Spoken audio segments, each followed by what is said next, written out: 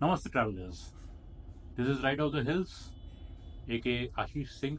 Today I am going to tell you about details recent ride to Rara Lake, which was carried out between 20th and 24th of January 2024. And in this video, I am going to tell you about all these things which are shown on the screen. The ride started from Lucknow, passing through Nalpara and Behraich and reaching Nepalganj. We took one breakfast halt and it took us about three and a half hours to reach the border. There are three important things which we have to do at the border of Nepalganj. First would be Bhansar. Bhansar is a permit which we have to pay and take from the Nepal government. It costs about 200 rupees per day for a two-wheeler vehicle, and the maximum limit it can be issued for is 7 days. The next thing would be buying a SIM. But before buying a SIM, you need to exchange money, IC, Indian currency to Nepal currency. The current rate which I took for it was 1.55. So for one Indian rupee, it was 1 rupees 55 paisa Nepali. You must exchange your money at the border in Nepalganj because if you're going to Kathmandu or Pokhara, there it's a commercial area, so people will accept Indian currency. But towards Rara Lake, if you go, they will not take your money. You will have a tough time exchanging money. So the thumb rule is you take 2,500 rupees daily expenditure in Indian currency and then you convert it to Nepalese, then you exchange that much. Like for you are going 5 days. 2,500 into 1.55 into 5 days. That should be the amount we should be carrying and some extra amount because you can exchange it back to Indian currency when you are coming back at the Nepal-Ganj border. And the third thing would be buy a SIM. You have to have a SIM there because you need it for navigation. You need it to communicate to your family. They should know that you're safe. You are riding alone there or with your buddies, but your family has no idea where you are, how you are. So it is a must. You should carry a SIM with you. Preferred SIM would be Namaste, which is available there in about 150 rupees. One of my friend bought Ncell SIM, but it didn't last very long because there was no network of Ncell in the mountains. But Namaste was working all the way up to Rara Lake. So I would recommend you go for Namaste SIM.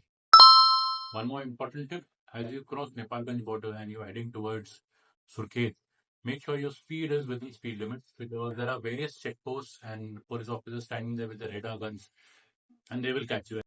There are various checkposts where they will stop you, they will check your documents, they will check your DL, they will check your Bhansar also. And if your Bhansar has expired, they will seize your vehicle there and then you'll have to run from pillar to post and go to court and get your vehicle released. It will take you minimum 7 days to do so and tons of money.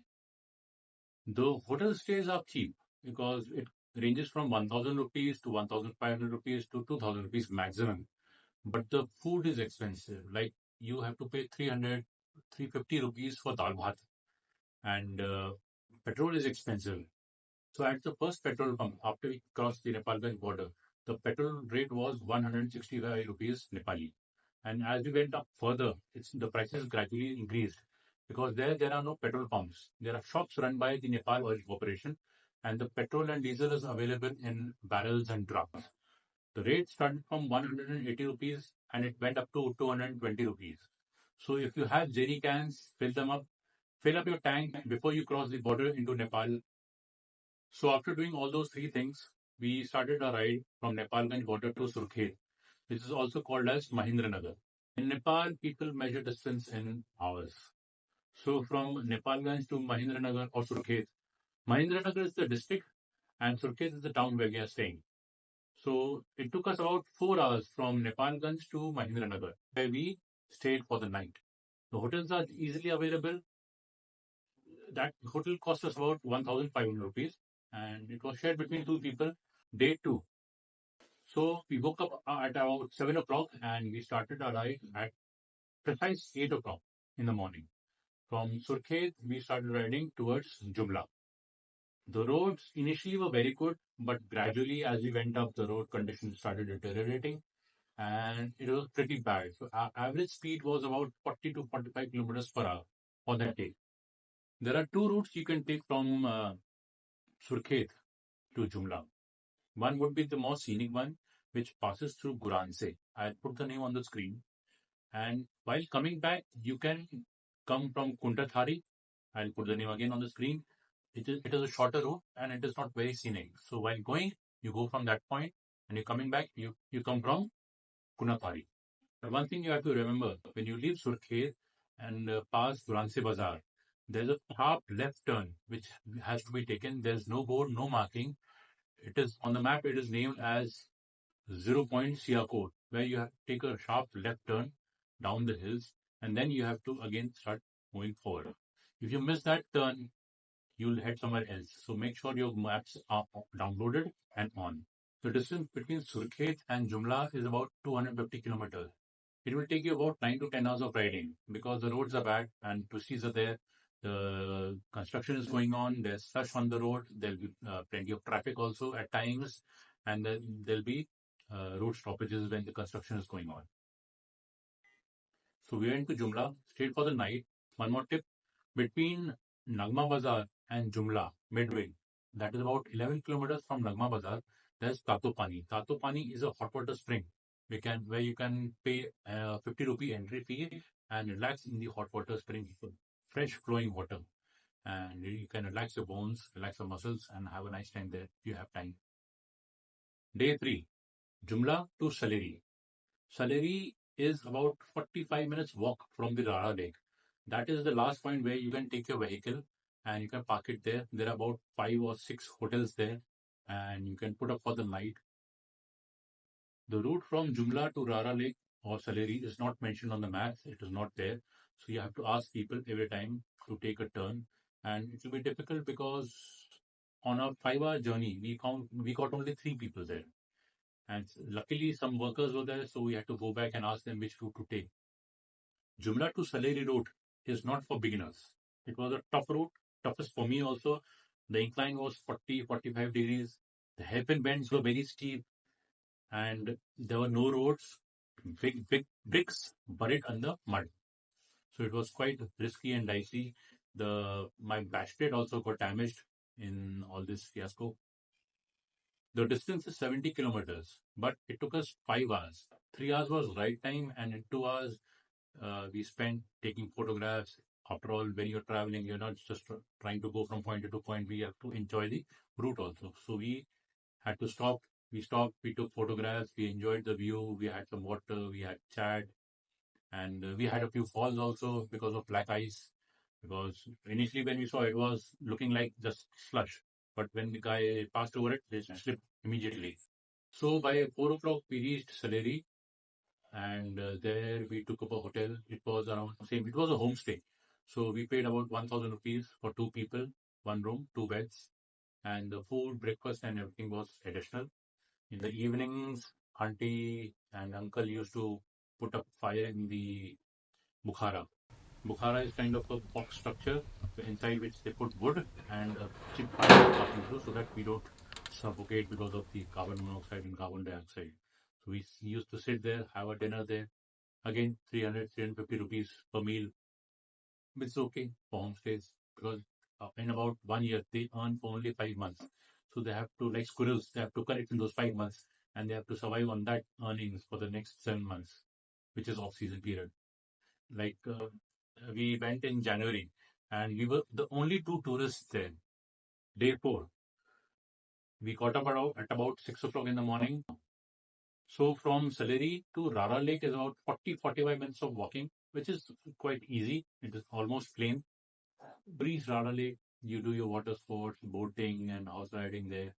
But if you want to see the view of Rara Lake in its full glory, the lake is 5 kilometers wide and 2.5 kilometers broad.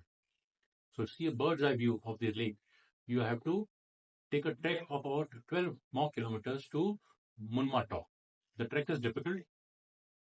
It was the most difficult trek of my life because I've done only 2 treks. The first trek was about 4 kilometers and this one is 12 kilometers and steep.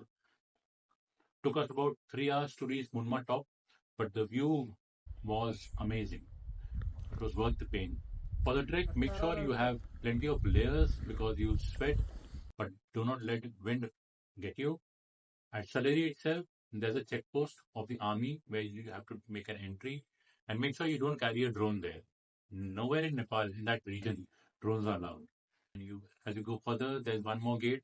There you have to pay the entry fee. For South countries, the entry fee is 1,500 rupees. For foreigners, it was 3,000 rupees. So we paid 1,500 rupees, obviously being a South country, and we started a journey. If you are carrying a tent or you plan to camp inside the Rara National Park, you have to pay an additional 1,500 rupees for that.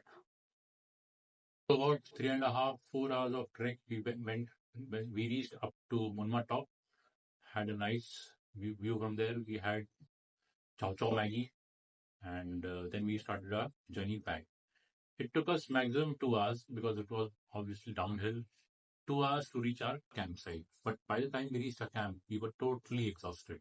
The total trek was 24 kilometers, which was equivalent to climbing 150 floors. If you are not fit or you don't want to walk, you always have an option of taking a horse ride. That is also there. But that is expensive. Up only from Saliri to Rara Lake, they charge you about 800, 1,000 rupees. And for the full day, that is going up to Munmato, it will cost you about 3,000 to 3,500 rupees Nepali, depending on how you can bargain with them.